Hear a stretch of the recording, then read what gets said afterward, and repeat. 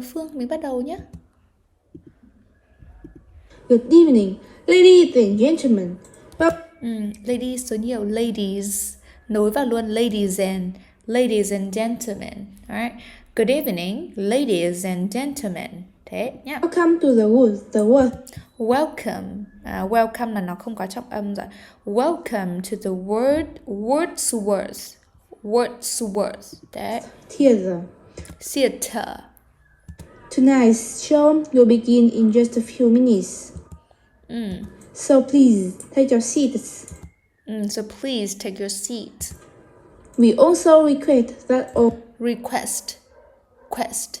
Đấy, đúng không? Này, cô thấy thiếu âm sờ đấy. So please take your seats. We also request that đấy, thế là thiếu âm SC không? Thiếu cái chữ SC ở đây không?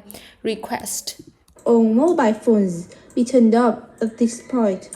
In addition, Tốt. please remember that talking, photography, and sound recording Nhớ này, khi mà em kể ra đúng không? Thì em sẽ, những cái đằng trước sẽ lên, còn cái cuối thì xuống. Nhưng mà lên âm tiết cuối á, chứ không phải lên âm tiết gần cuối nhé.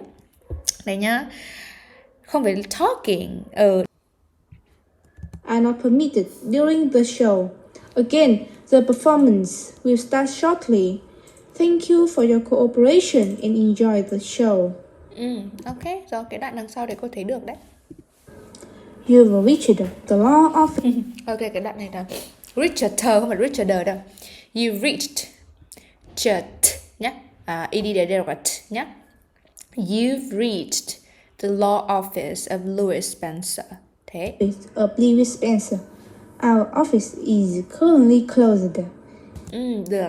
Cái đoạn này đúng là the rồi, nhưng mà cô thấy nó hơi bị lố em. Cái nó hơi bị lộ quá. Mình đọc là closed. Thế thôi, closed. Em đọc closed. Thế là nó hơi đọc hẳn là đờ ra. Đấy, thì mình chỉ đọc là thế thôi nhé. If you have an urgent question, please hang up and call our answering service at 5550913 to make change.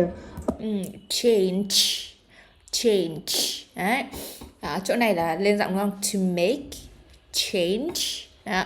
To make change or cancel an appointment. Thế nhá. Or cancel an appointment. Please leave a message after the tone or come back Rõ ràng call back during regular business hours. In addition, questions may be submitted through our website. Được, tốt. Ok, đoạn đằng sau có thể ok đấy nha. On today's episode of New Business Travel, we will talk about the most efficient ways to check your baggage more. Âm đuôi chờ rõ hơn cho cô một chút nữa nhé.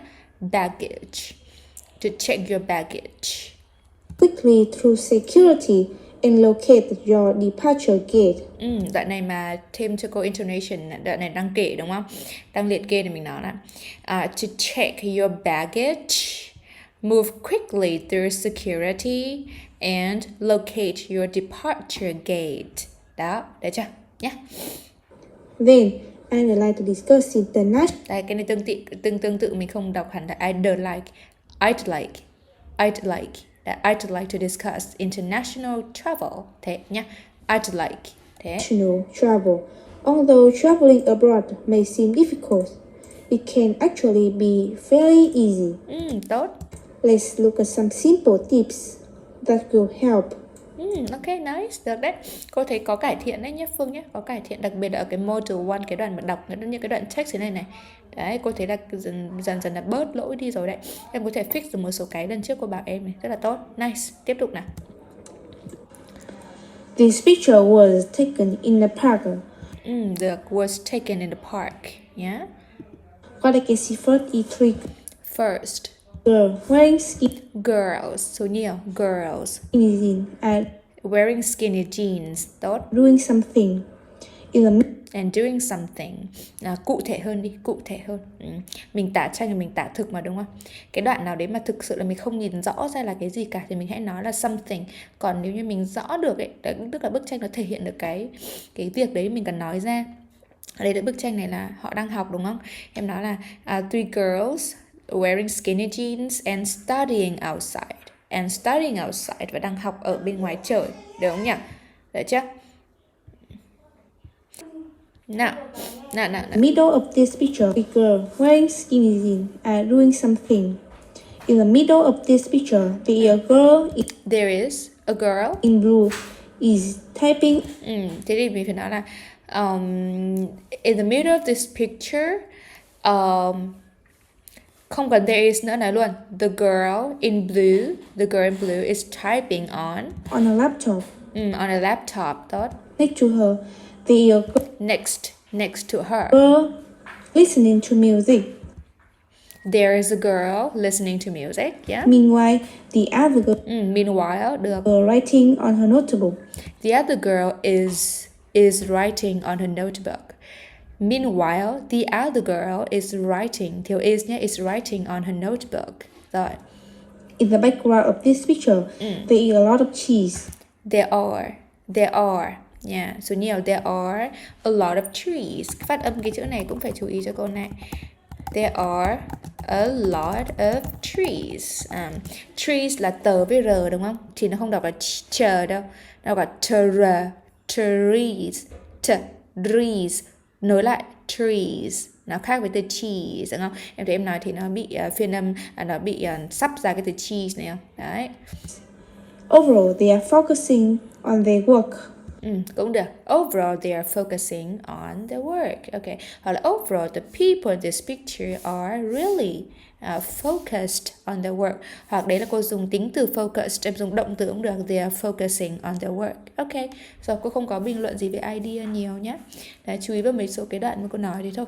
Có một số cái thì cấu trúc lại về cái thứ tự các cái từ, cộng thêm là khi mà mình nói mình chia động từ chính xác nhất để tránh mấy cái lỗi ngữ pháp nhé. Đấy. Rồi, nào tiếp nào. This picture was taken in an office. What I can see first is a group of people having a meeting. Tốt, rồi cái này có thể em dùng cái này ngữ pháp rất chuẩn này. What I can see first is a group of people having a meeting. Tốt.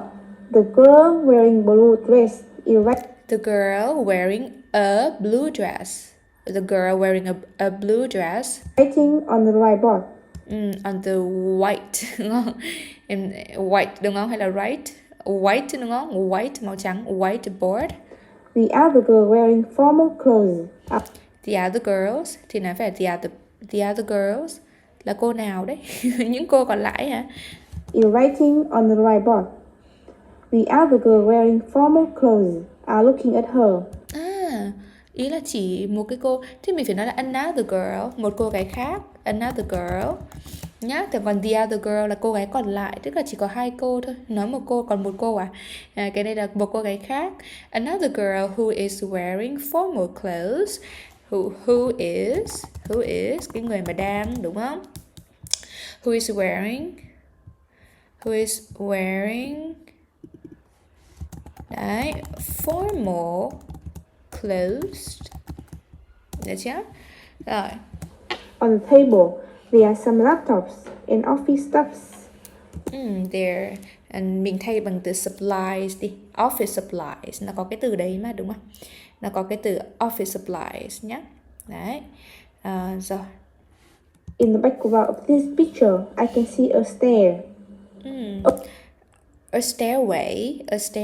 Overall, they are focusing on a meeting. They are focusing on the meeting. Yeah, overall they are focusing on the meeting. Rồi, ok, good. Có sợ bị ngắn quá không? Thế là đã đủ chưa? Yeah, ví dụ nếu như mà còn muốn yep. Cô nghĩ là đủ các bước rồi đấy, đúng không? 30 giây. Ok, cô nãy giờ probably là đủ rồi, đủ cái thời gian đấy rồi. Ok, nhận xét một chút nhé. Thì cô thấy là em đi rất là đúng các bước. Ok, rất là biết cách lựa chọn những cái chi tiết để mình mô tả. Hình như vừa nãy cô để ý thấy là mô tả cái bà này với cái bà này thôi, đúng không? Thế còn đã mô tả những cái bà kia, những cái người kia chưa? Cô nghe What lại I can nào. see first is a group of people having a meeting. The girl wearing blue dress is writing on the whiteboard. The other girl wearing formal clothes are looking at her. On the table, There are some laptops. Đấy, mô tả những người còn lại nữa đi, mô tả thêm những người còn lại nữa nhé, để có thêm một cái đoạn đấy. Vì thật ra là những người này cũng là những nhân vật rất quan trọng trong cái này, đúng không? Thế thì em vừa mô tả cái bà này và bà này đang nhìn cái bà này xong, đúng không? Thì em cũng có thể nói đấy là em có thể bổ sung là thêm vào đó, right? In addition hoặc là additionally, là dùng cái tụ mà giống như bên trên người ta dùng này, in addition, thêm vào đó, đúng không? I can also see, tôi cũng có thể nhìn thấy, đúng không nhỉ? Several people, vài người, sitting at a table and listening attentively. Đấy, một vài người đã sitting at the table and listening, và đang nghe, đúng không? Attentively, rất là chăm chú, rất là chú ý, được không nhỉ? Right? Để chắc để thêm được cái câu đấy nữa thì có thể nó sẽ đảm bảo 30 giây hơn, đúng không? Sau đấy thì em sẽ bắt đầu nói đến là on the table, right? On the table là there are cái gì đấy, two laptops, right? A few writing materials, office supplies that sort of in the background. A staircase can also be seen. Ví dụ mình nói là I can see nhiều quá, mình có thể đổi sang câu bị động, đúng không? In the background of the picture, a stairway can be seen. Đấy, một cái cầu thang có thể được nhìn thấy chính là I can see a stairway. Thì mình đổi thành a stairway can be seen. Đấy, sau đó em cho một câu overall, đấy, nhìn chung lại. Ok, rồi, hợp lý. Ở đây cô gợi ý cho thêm một cái cách diễn đạt nữa nhé. Vì là khi mình mô tả người ấy, thì mình cũng rất là hay nói đến người ta mặc trang phục gì, đúng không? Ví dụ như là mình nói có tầm 2 người là mình cần phải nói đến trang phục của họ chẳng hạn. Khi một người mình đã nói đến wear rồi thì mình có thể dùng thêm một cấu trúc nữa, đấy là ai đó mặc cái gì nhá. Mình có thể dùng cấu trúc là somebody, được chưa? Be, chia cho câu bị động, be dressed in, và cộng với cả cái đồ đấy, được chưa? Mình có thể nói ví dụ như cái câu vừa nãy của em nhá. Mình nói là another girl, okay, who is dressed in, được chưa? Formal clothes. Hoặc em có thể dùng để có nội dung gọn another girl, đó, dressed in formal clothes. Đấy, cái là cô gợi ý thêm một số cái cách nữa khi mình phải mô tả trang phục của nhiều người thì có thể thay đổi để đỡ phải dùng từ wear quá nhiều nhé. And office stuffs. In the background of this picture, I can see a stair. Overall, we are focusing on a meeting. Ok, tốt. Tiếp nào. This picture was taken in a working space. Nice, cô thích câu đấy. In a working space, tốt. What I can see first is a tablet put on an opening magazine. A tablet put on hoặc là on top of mình không nên dùng opening đâu, tại vì là nếu em dùng cái đấy như tính từ 4 cái chữ magazine, nên nó phải là bị động. An opened magazine. Hoặc chúng ta có thể dùng luôn, đây là em đang dùng động từ open để thêm ed, nó có cả tính nên dùng thế này tại vì là nó câu bị động mà, đúng không? Mình đổi nó sang để tính từ nhé. Thế còn opening mang nghĩa chủ động nó không hợp lý ở đây. An opened magazine. Next to the tablet, I can see. Next to the tablet, I can see a cup of coffee and a black fin of coffee. And a black fin of coffee. Yeah. Thật ra cái này mình gọi là a coffee pot nha, a coffee pot, một cái bình trà, bình cà phê, đúng không? Đấy. On the top left of this picture, there are a lot of magazines. Nói rõ ra, there are a lot of magazines. Stacked. Thế thì nói thế này thì nó có, nếu em cấu trúc thế này thì nó có vẻ ok hơn này. Hay là on the top left of the picture, right? On the top left of the picture, there is a stack of, hoặc là there is a pile of, right? Mình dùng cái danh từ stack of, a pile of là một chồng gì đấy. A stack of or pile of design magazine, đúng không? Magazine hoặc là fashion magazine, maybe. Có thể design hoặc là fashion, có thể dùng từ design đi, như cái tạp chí thiết kế, đúng không? They are on the wooden table. They are. Thế thì nếu như mình có thể dùng một số cái từ vựng như là nó được đặt tại, đúng không? They are positioned, đấy. They are positioned on a white wooden table. Now, they are positioned on a white wooden table. Thế nhá. Overall, this working space is very bright. Overall, this working space is very bright. Okay, bright, khá là sáng sủa. Okay. Nếu như muốn thêm một cái gì đấy, cho thêm một tính từ này đi. Looks really clean. Clean and bright, sạch sẽ và sáng sủa. Hoặc là neat and clean. Neat, right? Có neat lắm không? Khá neat đi chứ đúng không? Neat có nghĩa là kiểu nó gọn gàng, right? Nó cũng không có nhiều cái nó quá rườm ràng ạ. Neat and clean, hoặc là neat and clean, hoặc là clean and bright thì đấy em có thể cho thêm một số cái tính từ vào mô tả thêm. Ok. Rồi, còn đâu thì cô thấy em mô tả rất là đúng chuẩn cái này. Ok. Tư duy mô tả tranh là tốt đấy nhé. Tiếp. This picture was taken in a garden.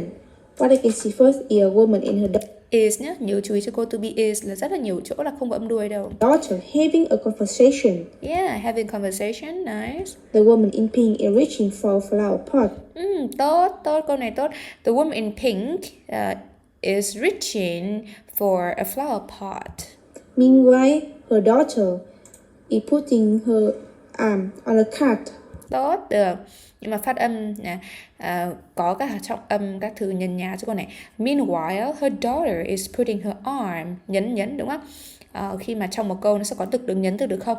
Is putting her arm on a cart. Thế nhá, những cái từ quan trọng mình nhấn. In the background of this picture, there are two people are looking something. Thế thì không có are nữa. There are two people. Chỗ này phải dùng mình để quan hệ này. There are two people looking for something, đang tìm cái gì đấy. In the background of this picture, there are two people are looking something, and a lot of flower pot is displayed. A lot of flower pots, rất nhiều những cái flower pots thì phải nói là are display chứ. Are display hoặc là are on display. On display, maybe for sale, right? Có vẻ là để bán, for sale, yeah. Sale, sorry, sales. Chết rồi. Overall, Đây, nhé. this garden is not to be crowded. Overall gì nhỉ? Overall, this garden is not to be crowded. Is not to be, không, is chính là to be rồi. Overall, this garden is not very crowded, hoặc là does not look very crowded. Does not, this garden doesn't look very crowded. Không trông không đông đúc lắm. Okay, yeah, nhá. This picture was taken in a nice street of the city. Tốt, được. What I can see first is a lot of people. Night hay là night? Night buổi đêm chứ đúng không? Ý là night hả em? Was taken in a nice street of the city. What I can see first is a lot of people walking and some vehicle moving in the street. Tốt, cô thích câu này của em này. A lot of people walking and some vehicles moving. I can see several stores are opening. Stores. I can see several stores. Đọc phát âm đúng là stores are opening. In the foreground of this picture, there is a car stopping by the red light and some people are crossing the street. And some people are crossing the street. Tốt. Overall, this picture shows crowded and noisy. Thế thì phải nói là this picture show là cho thấy đúng không? Thì không thể chỉ đi mỗi tính từ, không được shows. A crowded and noisy scene. Show một cái cảnh. Đấy, nó thể hiện là mô tả một cái cảnh rất là đông đúc and noisy. Được chưa? Ok. Hoặc là on the street at night, vào buổi đêm, một cái cảnh rất là đông đúc và nhộn nhịp ở trên một con phố vào buổi đêm. Đó, kiểu vậy. Đó, thêm một số cái từ vào thôi, mô tả kỹ hơn thôi. Ok, rồi, in general thì cô thấy rất là tốt đấy. Cô thấy Phương có cải thiện rồi đấy nhá, nhất là về phát âm. Nhưng mà đến cái đoạn mà mô tả tranh này thì chắc là tập trung vào cái nội dung hơn, thì thành ra là mấy cái phát âm hoặc là nhấn nhá thì nhiều khi là còn hơi lơ là nhá. Nhưng mà in general là cô rất là thích cái cách em tư duy, tại vì cô không có comment gì nhiều về cái nội dung em mô tả, nên mô tả rất là đúng cái tranh đấy, rất là logic, đúng các bước nhá. Ok, chú ý một số chỗ ngữ pháp với một số lớp phát âm và dùng từ là được. Thế thôi nhé.